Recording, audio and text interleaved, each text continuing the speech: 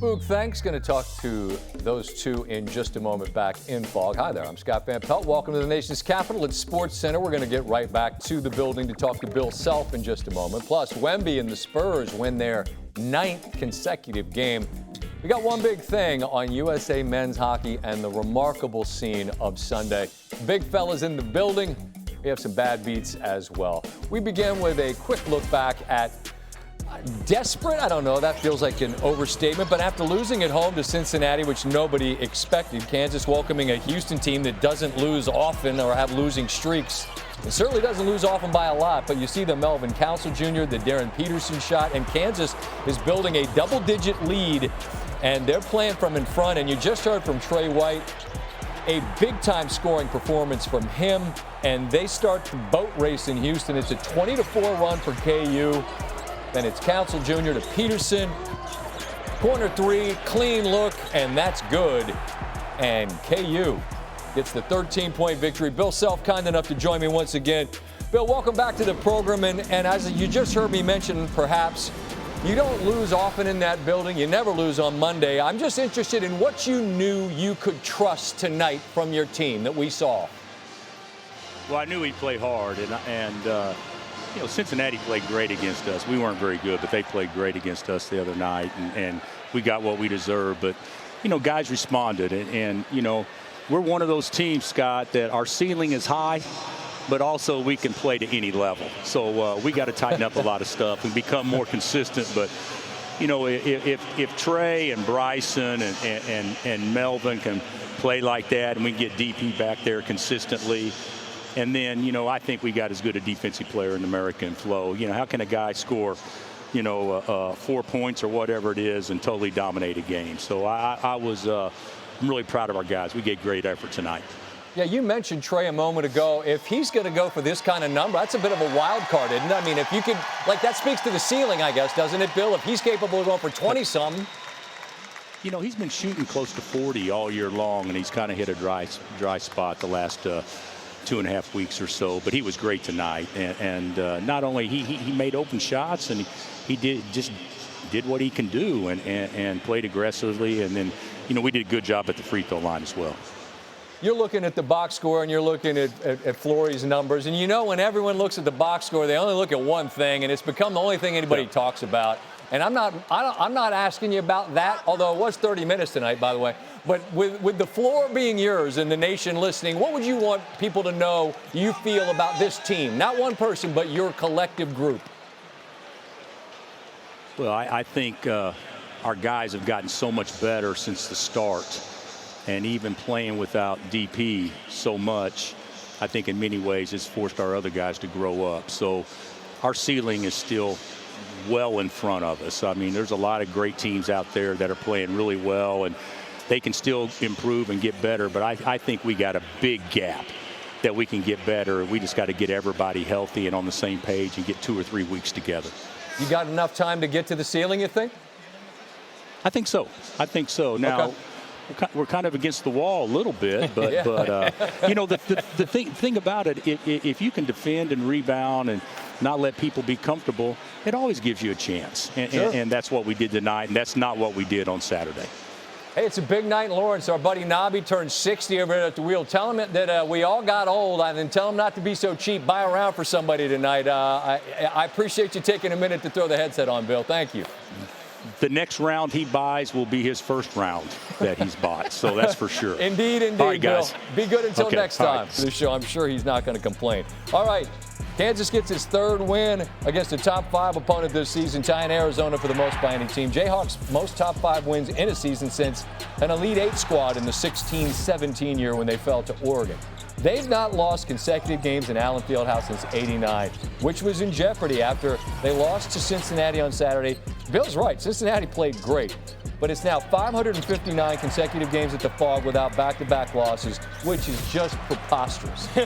This is unfamiliar territory for Houston. Not only have they lost 3 straight games for the first time since the 16-17 year, which was Kelvin's 3rd for the Cougars as their head coach, but you just don't see them lose by double digits really ever in the regular season, and that happened tonight. Fran Fraschilla, Sciambi, You guys made a mistake once, and you said, yeah, I'll go on with Van Pelt. Now we just wear you out and ask you to – I know you got a long ride to Kansas City, but – we love it.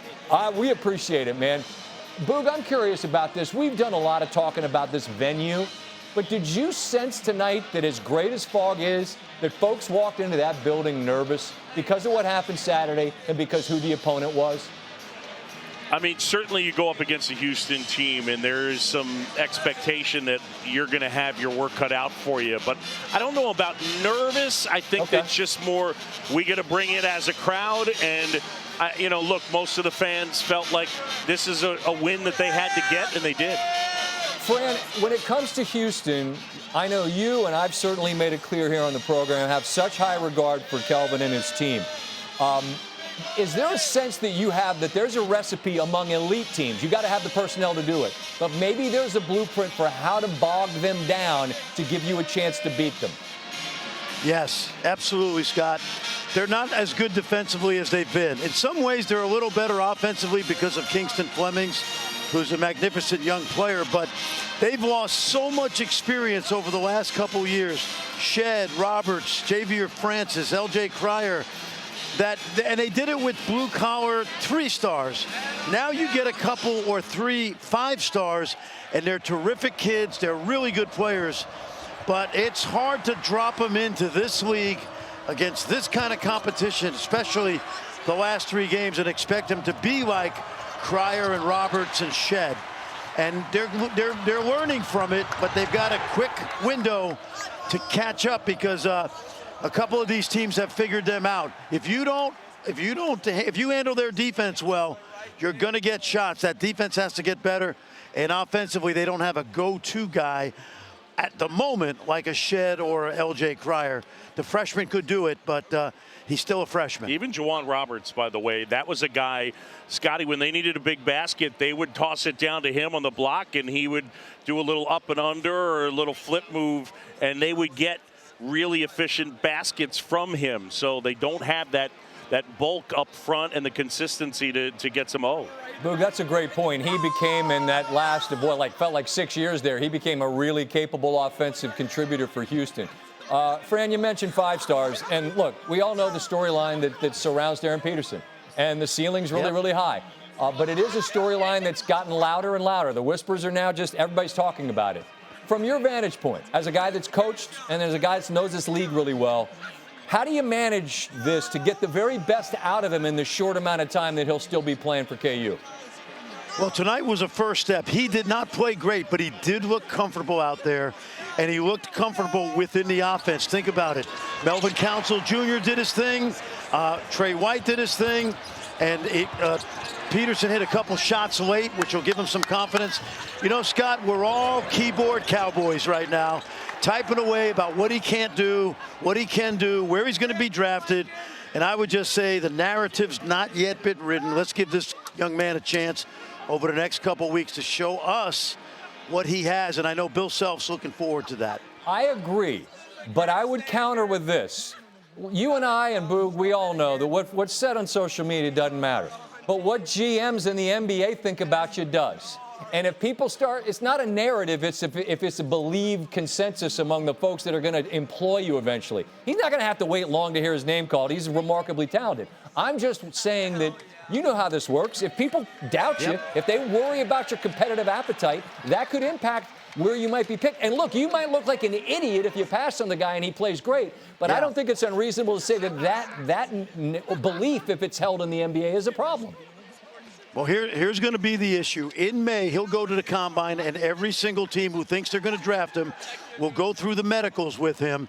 And if you're a GM, you got to go to your owner. And the owners don't follow college basketball as closely as the GMs and the scouts do. You got to tell your owner, look, we're going to take him in with the first pick. We're going to guarantee him $36 million. And, oh, by the way, you know, he only played half the time this year. So it's up to Darren Peterson, John, for him to write the story, the end of his college career over the next few weeks. And then he'll be off to the Combine and the scrutiny, and we'll find out from there. He's super talented. I would make this point. If if in any way he doesn't like the narrative that is being put out there, the one point that I would make is he's allowed to talk about it too. We haven't heard very much from him. I understand he's young, but in today's world of college basketball, when you're looking at NIL, etc., if he doesn't like what everybody is speculating and saying, he does have the ability to talk about it and give his perspective if he wants, which he hasn't really done. That's a great, great point, fellas. I know it's a long drive to Kansas City, and I'm keeping you from it. So safe travels. I really enjoyed these chances to talk post-game. We'll look forward to doing it again soon, okay? Thanks, Scotty.